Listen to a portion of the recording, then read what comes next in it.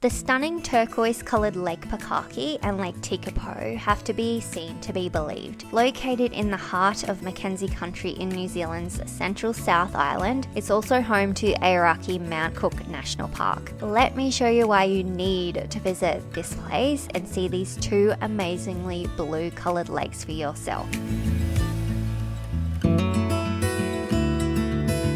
Lake Tekapo is about 3 hours drive from either Christchurch or Queenstown. The town faces north, looking out across the remarkably blue-coloured lake with the dramatic snow-capped mountains of the Southern Alps in the distance. Besides the lake, Lake Tekapo is well known for the beautiful and very famous Church of the Good Shepherd on the lakefront. While you can park in front of the church, you can also walk from town over the McLaren footbridge that crosses the Tekapo River. It offers incredible views of the lake and surrounding mountains.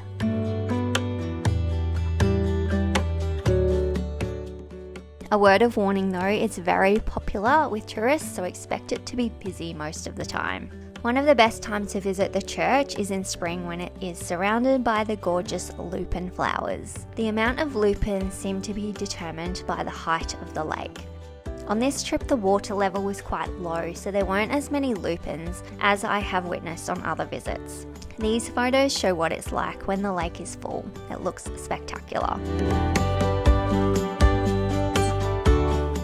For those of you looking to capture the perfect lupin-gram-worthy selfie, there are plenty of other spots along the shore of the lake to check out, particularly along Lakeside Drive near Lakes Edge Holiday Park, where I captured this rainbow shot.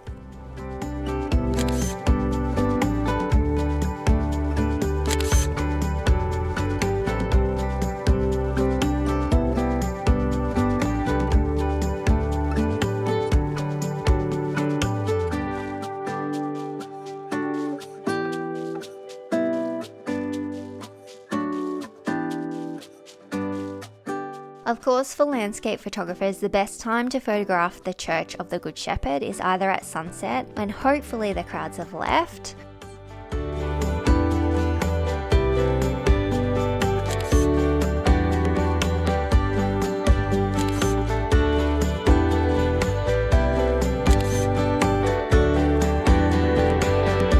or at sunrise when you usually have the place to yourself.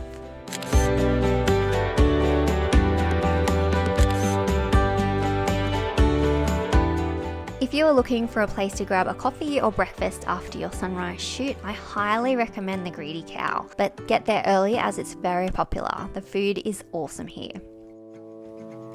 One great way to take in Lake Tekapo and the surrounding countryside is to drive up to Mount John University Observatory. There is an $8 fee to drive to the top of the mountain, which is just over 1,000 metres high. The observatory is run by the University of Canterbury and offers both night and daytime tours. Tekapo is located in the heart of the Aoraki Mackenzie International Dark Sky Reserve and perfect for stargazing and astrophotography. There is a cafe if you want to grab a drink or something to eat, but what you're really here for are the views. You get a magnificent panoramic view of the entire Lake Tekapo and Mackenzie region.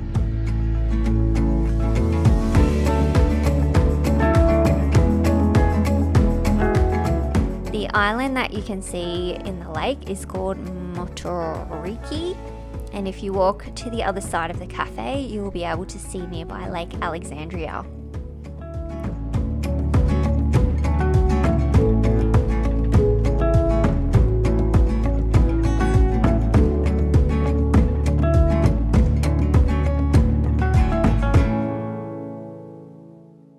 But if you really want to get a bird's eye view of Lake Tekapo and Aoraki Mount Cook National Park, then I highly recommend a Scenic Flight with Air Safaris, which is located just outside of Lake Tekapo. Their Grand Traverse Scenic Flight is approximately 50 minutes of flying time and well worth the 470 New Zealand dollars. The flight path first takes you past the Tekapo River, the township of Lake Tekapo, and then out over the lake itself. It is a sight you won't soon forget.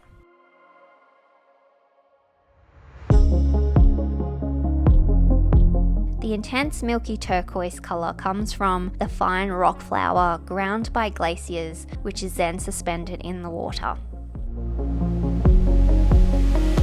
Flying up the lake, you get incredible views of the surrounding mountains, farmland, and remote high country sheep stations. At the far end of the lake is the mouth of the Godley River, which flows from the relatively small Godley Glacier and feeds Lake Tekapo. The amazing braided patterns it makes is like something from another world.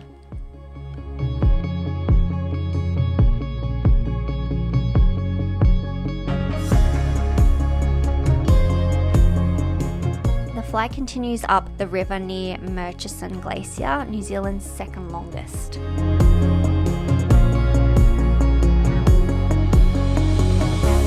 And then into the Aoraki Mount Cook National Park, flying past spectacular snow-covered mountains including Mount Tasman and New Zealand's highest peak, Aoraki Mount Cook.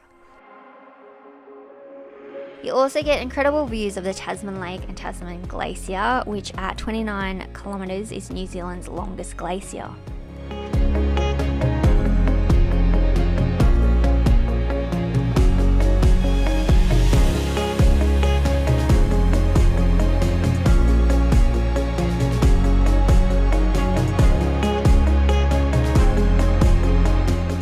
Heading back, you fly past Lake Pukaki and Lake Alexandria.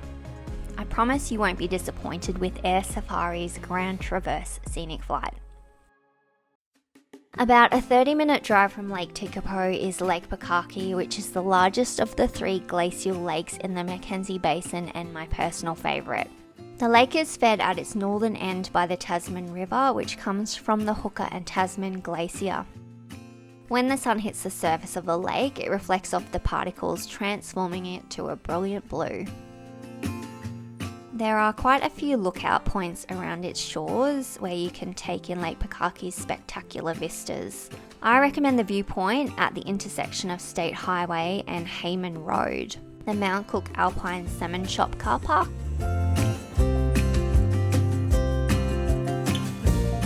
and of course Pete's Lookout, famous one, which is on State Highway 80 as you head into Aoraki Mount Cook National Park. On a clear day with crisp blue skies, the views of snow-capped Aoraki Mount Cook are absolutely stunning. But if you're looking to capture photos of lupins with the lake and Aoraki Mount Cook in the background, the best spot is along Hayman Road. The combination of colourful flowers in the foreground, a magnificent blue lake, surrounding snow-capped peaks and wide open skies are a dream for photographers.